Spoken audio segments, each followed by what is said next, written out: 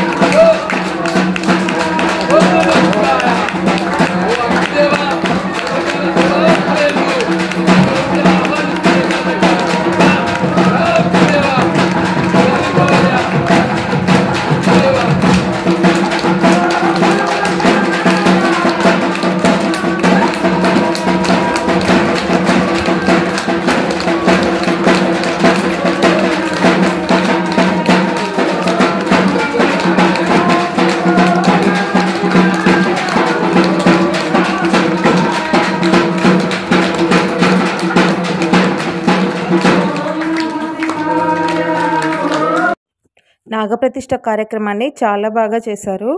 మొదటి రోజు యజ్ఞాలు, హోమాలు, మన మొదటి గుడి ఓపెనింగ్ ఎలా చేస్తారో అలాగే పూర్తిగా చేశారనమాట. నిజంగా మాలాధారణ చేయటం, ఆ తర్వాత మన కలశ ప్రతిష్టాపన చేసి దేవతలను ఉద్వాసన చేసుకొని ఆ తర్వాతనే మొత్తం ప్రారంభించారనమాట. చాలా బాగా చేశారు. మళ్ళీ గుడి ఓపెనింగ్ ఎలా చేశారో అలా చేశారనమాట. అంత బాగా అనిపించింది.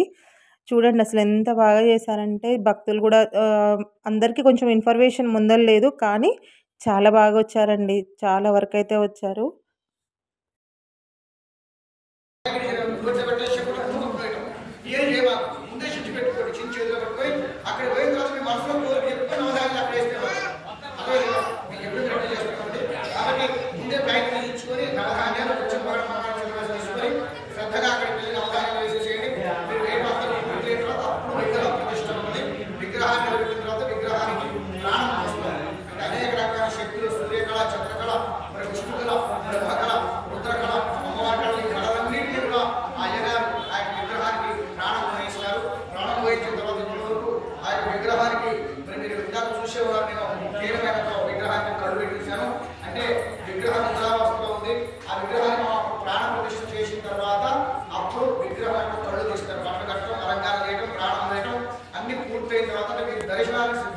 ప్రతిష్టాపన రోజు అందరూ ఏ విధంగా మనమైతే ఎట్లా ధ్వజస్తంభం రోజైనా విగ్రహాలకు ఎలా ప్రతిష్ఠిస్తామో ఈ నాగేంద్రుని విగ్రహాన్ని కూడా అలాగే ప్రతిష్ఠించారనమాట. మొత్తానికైతే నవధాన్యాలు అంటే మొత్తం పూర్తిగా నవధాన్యాలు అయితే ఫస్ట్ ఒక ముహూర్తం చూసి ఆ ముహూర్త ప్రకారమే 11-14 నిమిషాలకైతే ముహూర్తం అంట. ఆ ముహూర్తం ప్రకారమే మన యంత్రాన్ని అయితే దాంట్లో ఉంచి ఆ తర్వాత అందరూ నవధాన్యాలు వేశారు. ఫస్ట్ నవధాన్యాలు వేయాలంట. ఎవరు కూడా పూలు అలాంటివి ఏవి వేయకూడదు. నవధాన్యాలలో అది మొత్తం ఇస్తారు కదండి, అవన్నీ దాంట్లో వేసేసారనమాట ఆ నవధాన్యాలు. ఆ తర్వాత కార్యక్రమాన్ని అయితే మొదలుపెట్టారు. జనాలు బాగానే వచ్చారనమాట. అసలు ఎక్స్పెక్ట్ చేయలేదు ఫస్ట్ అందరు ఇట్లా వస్తారని. అసలు అయ్యగారు కూడా చెప్తున్నారనమాట, నిజంగా మీ ఊర్లో ఇంతమంది రావడం చాలా నాకు మంచిగా అనిపించింది అని లాస్ట్లో అయితే చెప్పారు. మాకు చాలా హ్యాపీగా అనిపించింది. ఎందుకంటే మా గుడి అని కాదు గానీ చెప్తున్నాను నిజంగా చాలా బాగా సెలబ్రేట్ జేస్తారు. ఏది చేసినా భక్తులు గూడా ఇలానే వస్తారనమాట. అంత బాగా జేస్తారు. అది విషయం అయ్యగారు చెప్తుంటే గూడా మాకు చాలా హ్యాపీగా అనిపిచ్చింది. మేము అక్కడ అందరు నవధాన్యాలు వేసి ఇక్కడికొచ్చామనమాట. ఇక్కడ మాత్రం శృంగేరి నుంచి శృంగేరికి నుంచి ఈ పత్రాలొచ్చాయంట. ఈ పత్రాలలో రామ, శ్రీరామ అననేసి ఒక 108 సార్లు రాయటం. ఆ తరువాత వెనకాల శివ, శివ అని రాయాలంట. ఆ పేపర్‌లయితే ఇచ్చారు. మీ మనసులో కోరికను తలుచుకొని ఇలా రాయండి అనేసి మేము అడిగినప్పుడు చెప్పారనమాట. "ఇవి ఎక్కడికెళ్తాయి స్వామి ఏంటి దీనిది" అననంటే, "అమ్మ ఇవి శృంగేరి నుంచి వస్తాయి. అక్కడికే వెళ్ళిపోతాయి. అక్కడనే శిలాఫలకాల్లో అంటే శిలాఫలకాల అంటే అక్కడ ఉన్న స్తూపాలలో వీటిని ఉంచుతామని" జెప్పారు. మేమందరం చాలా బాగా రాసారనమాట. "మీకిష్టమండి మీ కుటుంబంలో ఎంతమందుంటే అంతమందికి రాయొచ్చన్నారు." నేనైతే ఫ్యామిలీకి ఒకటి రాసి, ఆ తర్వాత ఒకటి వేరేగా రాసాను. ఆ తర్వాత ఎవరైనా రాయదలుచుకున్న వాళ్ళు, రాయలేని వాళ్ళకి కూడా రాసిచ్చారనమాట మనోళ్ళందరూ కలిసి. నిజంగా చాలా బాగా చేశారు. ఇట్లాంటిది ఇదే ఫస్ట్ టైమ్ అనమాట నేను చూడడం మా గుళ్ళో. ఇలాంటివి కొత్త కొత్తవన్నీ మా గుళ్ళోనే జరుగుతున్నాయి. నాకు చాలా హ్యాపీగా అనిపించింది అసలు ఫస్ట్ అయితే. అందరూ కూడా రామ, రామ, రామ అనుకుంటూ మంచిగా రాశారు. శివ, శివ అనుకుంటూ. నిజంగా చాలా బాగుందనమాట అసలు. ఇవన్నీ శృంగేరికెళ్ళిపోతాయని చెప్పారు. ఆ తర్వాత దాంట్లో ఫోన్ నంబర్లు గూడా రాయమని చెప్పారనమాట. ఆ ఫోన్ నంబర్ల ద్వారా మీకేదన్నా ఇన్ఫర్మేషన్ ఉంటే మీకొస్తుంది అని చెప్పారు. సో, మేము అందరం అయితే కలిసి చాలా బాగా రాసాము. అండ్ ఆ దేవుని నామస్మరణ గూడా చాలా ప్రశాంతంగా మంచిగా అయిపోయిందనమాట. చాలా బాగా జరిగింది. ఆ తర్వాత మేమిక్కడ రాస్తుంటే అక్కడ పూజ స్టార్ట్ అయిపోయింది.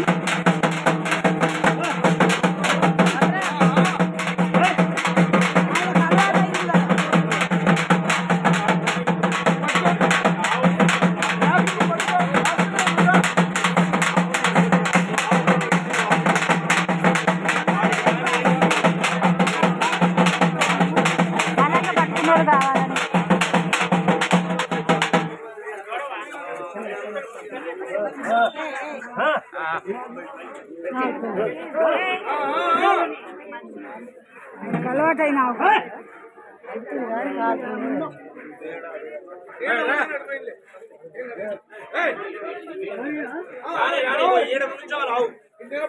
ఎదురు ఎదురు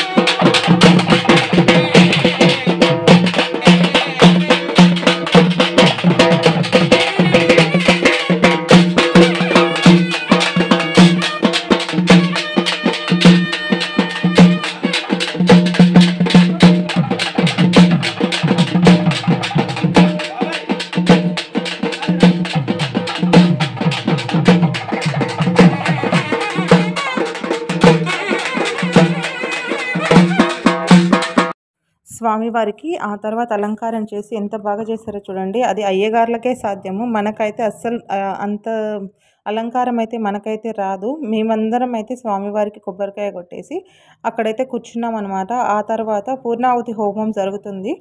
దాంతోటి ఈ పూజా కార్యక్రమం అయితే ముగిసిపోతుంది అనమాట. ఇప్పుడు జరిగేది పూర్ణాహుతి హోమము.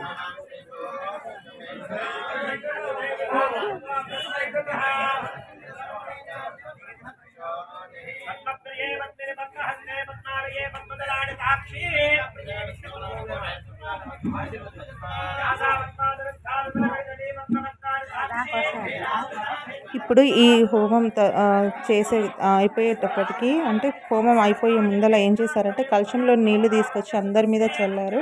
ఆ తర్వాత ఆ హోమం దగ్గర బొట్టు అయితే ఏదైతే ఉందో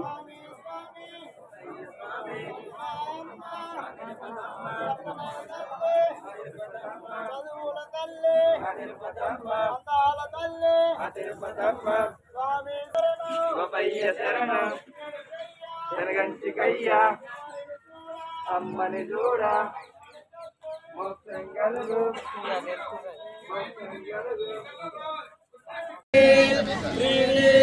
చత్వారి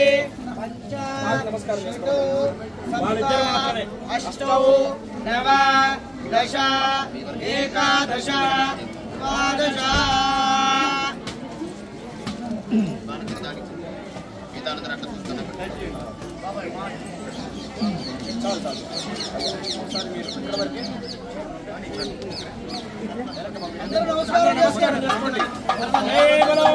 నాగేంద్ర భగవాన్ కి నాగేశ్వర స్వామి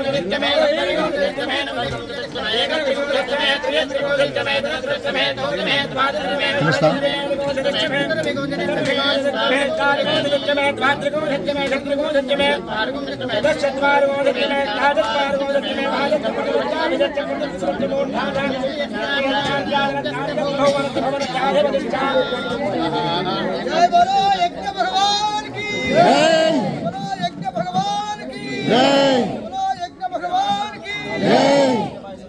అందరూ కూడా శ్రద్ధగా పట్ట మీద కూర్చుంటే ఈ కలశం చేయించుకొచ్చి కలశంలో నీళ్లు చల్లుతాము, హోమం బొట్టు పెడతాము, ఆశీర్వచనం ఇస్తాము. అందరూ శ్రద్ధగా ఎక్కడో అక్కడ కూర్చోండి. వెనక్కి వెళ్ళాలి, కొంచెం వెనక్కి వెళ్ళి కూర్చోవాలి. అందరికైతే కలశంలో నీళ్లు చల్లి బొట్టు అయితే పెట్టారు.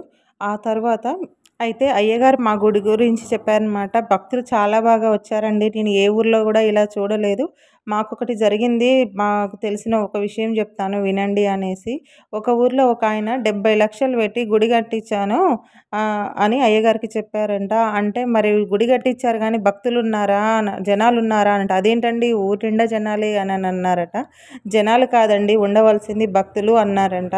ఆ తర్వాత ఏ పూజ జరిగినా 2-3 తప్పితే ఎక్కువ రాలేదంట. కానీ అప్పుడు అయ్యగారు అన్నారు, మీరు కట్టించేటప్పుడు అందరినీ తలా ఒక ఎవరికి చేతనైనంత వాళ్ళని చందా అడగాలి, అప్పుడే వాళ్ళు వస్తారు. వాళ్ళ మనసులో ఏముంటుంది అని అంటే, మేము ఈ గుడికి ఏమి ఇవ్వలే కదా, ఎలా వెళ్తాము అని అనుకుంటారు. అందుకే చేతనైన వాళ్ళు చేతనైనంత ఇస్తారు, చేతగాని వాళ్ళు చేతగాని వాళ్ళలాగానే కొన్ని ఇస్తారు. వాళ్ళకున్న దాంట్లో ఎంతో కొంత దేవునికి ఇచ్చినప్పుడు వాళ్ళకు కూడా దేవుడు మేము ఇచ్చాం కదా అంతో ఇంతో చందా అని అనేసి వెళ్ళాలి అన్న ఉద్దేశం వాళ్ళ మనసులో ఉంటుంది. అప్పుడే భక్తులు వస్తారు అని చెప్పారు.